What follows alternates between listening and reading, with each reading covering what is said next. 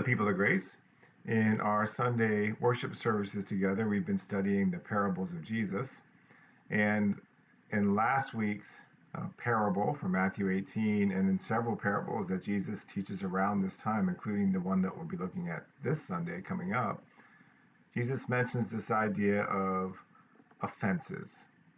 And so for the Pastoral Connect today, I want to discuss something that I've discussed before in my pastoral ministry that I think is an extremely difficult, really practice and concept for us to own, but it's so important that we do. It's what I call escaping the offense trap.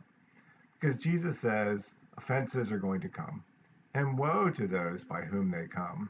But then he also says what you really need to focus on is whatever is in you, even if it's coming through your right hand, your works, or your eye, the way you look at the world, that trips you up, that offends, scandalizes you. And that's just so hard for us to own, which is that the thing that most trips us up is the scandalous that we carry inside of us. We just don't really want to own that. We want to say it's something out there.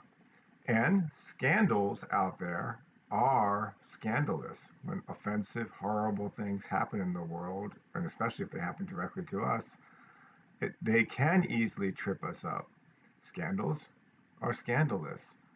But Jesus and the way of the cross, which is itself scandalous, offensive to the world, really shows us that at least as adults, you don't have to be scandalized. You don't have to be tripped up. That you can process this and rise above it. If you will own that toxicity, if it gets inside of you, that is the thing that is the evil you can beat. The scandalous that you carry inside of you is what causes you to miss. That doesn't change the fact that scandals are scandalous, but you don't have to be scandalized, stuck in trauma, stuck in offenses, stuck in all these things from the past.